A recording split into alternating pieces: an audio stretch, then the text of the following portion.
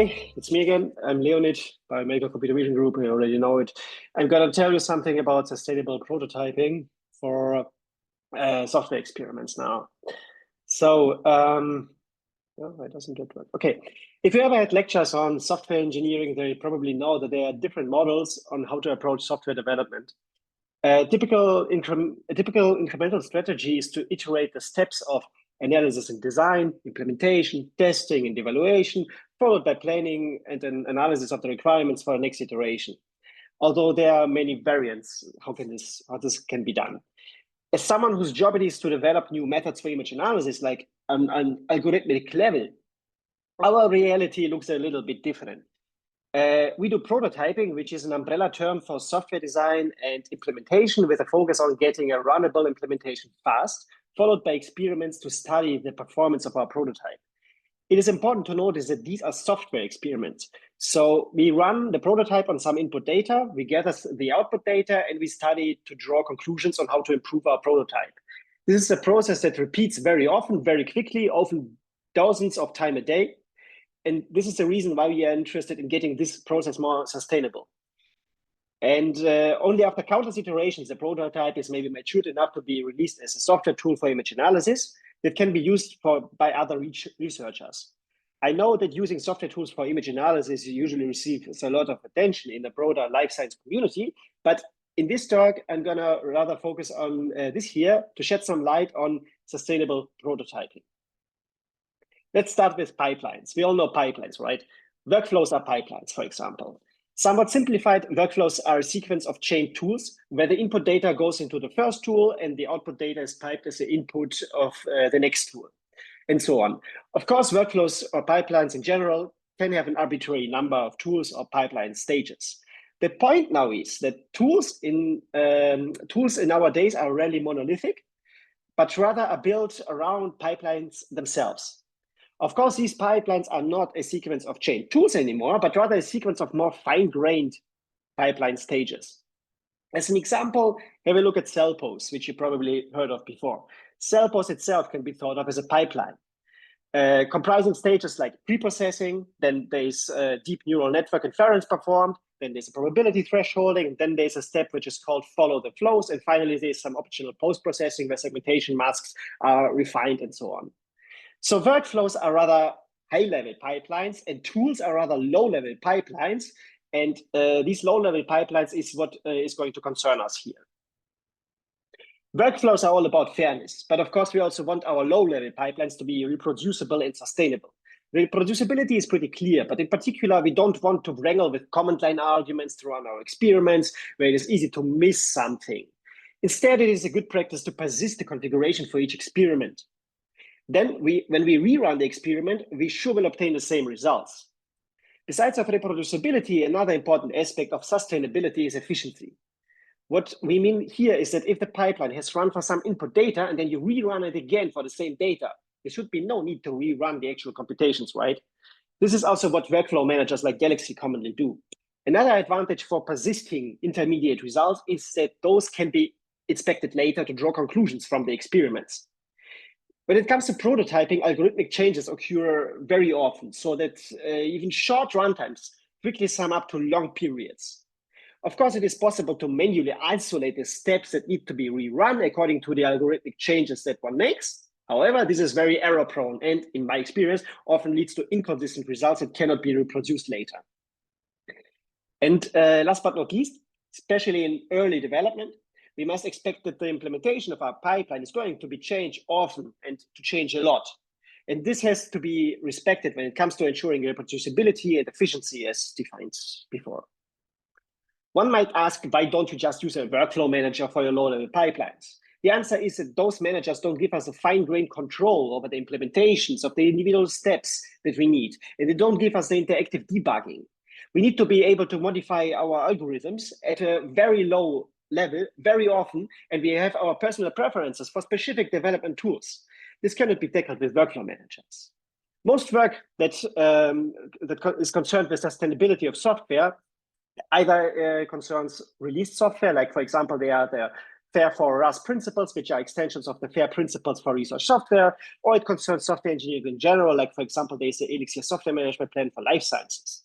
But the closest previous work that I found that addresses the sustainability gap in prototyping is actually the pipelines implementations in the scikit-learn library. However, this only addresses the efficiency requirement and require that the Python process remains running to be able to leverage the results from previous runs of the pipeline. This means that most likely, as soon as you need to restart your computer, all intermediate results will be gone. This is where RePipe comes into play. This is a framework that we have built to develop pipelines in Python for sustainable prototyping and software experiments. To use RePipe, one has to define the individual stages of the pipeline as Python classes. This is done by declaring the inputs and the outputs of each stage, so all stages are nicely separated from each other. In addition, one has to implement the process method of that class for each stage, which takes the inputs as the parameters. The crucial point now here is that those values will be automatically loaded from previous runs if those are available and consistent with the configuration, without requiring to rerun the corresponding stages. At the end of the method, the outputs of the stage must be returned. That can serve as inputs for subsequent stages. This will also be persisted automatically for future inspection or used by subsequent runs of the pipeline. RePipe was originally developed to support GoCell and SuperDSM. These are methods for segmentation of cell nuclei, which we have developed, but over the years, it turned into a standalone framework for sustainable prototyping. And we have also used it for large-scale image registration and image stitching. So by today, RePipe is no longer tied to the segmentation task that it was originally developed for.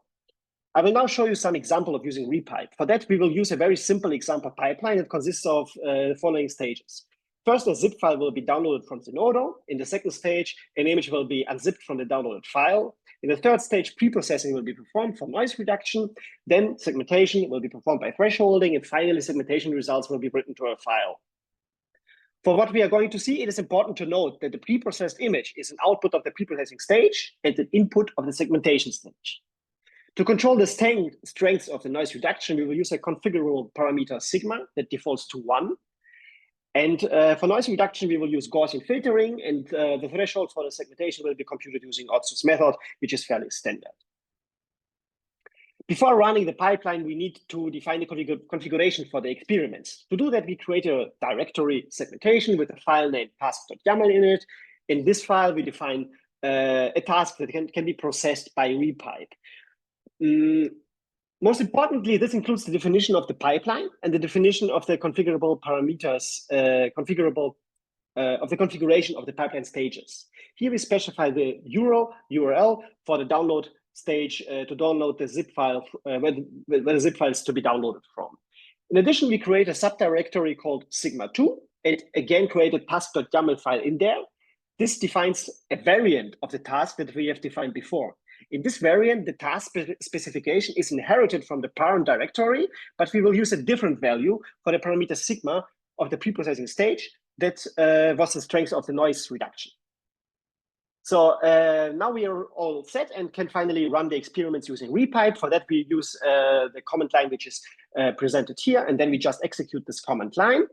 And this gives us the interface of RePipe, where we can navigate the loaded tasks to mark them as something that we want to run by hitting the X button. And we do this for both of the loaded tasks. As you can see, they are suffixed with pending, which means that these tasks haven't been executed yet. So we still need to run them to obtain the results that these tasks were set up for. And then we hit the R button to actually run the queued tasks. And now we can observe which stages are being run by RePipe. So for the first task, for the parent task, we see that all 5 stages of the pipeline are being run from download to the output. And then when it comes to the second task, to the task variant, we can see that only the pre-processing, the segmentation, and the output stages are being run because the results from the download and the unzip stage can be reused since we only changed the sigma parameter, which is a parameter of the pre-processing stage. And this produces the output for the pre-processed image. And this is only used by the segmentation stage. So the results need only to be recomputed for the pre-processing stage and all subsequent stages. Okay. Note that neither of the two tasks are pending anymore. We can now proceed with the inspection of the results that we have just produced. The segmentation results have been written into our directory structure, and we will first look at the segmentation result obtained with the default sigma. Here we can see that several cell nuclei were not properly segmented, which is probably due to the image noise. We then look into the segmentation results obtained for sigma 2, I think it was, and here we see that the segmentation is improved by employing a stronger noise reduction. In addition, RePipe has automatically tracked the runtime of each individual stage of the pipeline. This is very handy when you want to prepare a publication over the prototype that you have created. Then you need to report the runtimes and so on. When comparing the timings of the top-level task to those obtained for the task variant, we can see that the times of the first two stages are perfectly identical. This is because there was no need to rerun the computations for these two stages. It is also possible to load the results and intermediate results into an interactive environment like the Jupyter Notebook for further investigations. We will now perform a small change in the pipeline by modifying the Python code in which we implemented the segmentation stage. Here we will replace Otsu thresholding by Lee thresholding, which is somewhat more robust. Note that there is no need to rerun any of the previous stages because neither the implementation nor the configuration has changed. Back into RePipe, we see that both tasks are pending again. This is because the current results are out of date due to the changes that we have made to the pipeline. Okay. Now this specific task here. So the first task by hitting R again, and this runs the task, and we can now again observe which of the stages are being executed. And here we see that only the segmentation and the output stages are being run, which is exactly what we expected. Inspecting the results for the top-level task, we see that the segmentation result is much improved, which is due to the change from Otsu to Lee thresholding.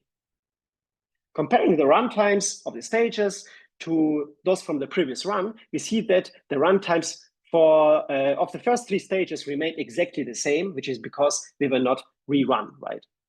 So to wrap up, we have seen that sustainability is very important in prototyping, and RePipe is a Python framework that supports sustainable prototyping for software experiments. Sustainability is about reproducibility, efficiency, and flexibility.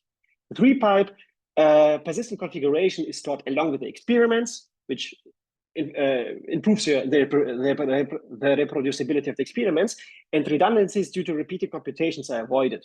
And retrospective inspection of intermediate results is possible using notebooks, for example. I hope that RePipe will somehow help you to get your software experiments more sustainable. Thanks for your attention.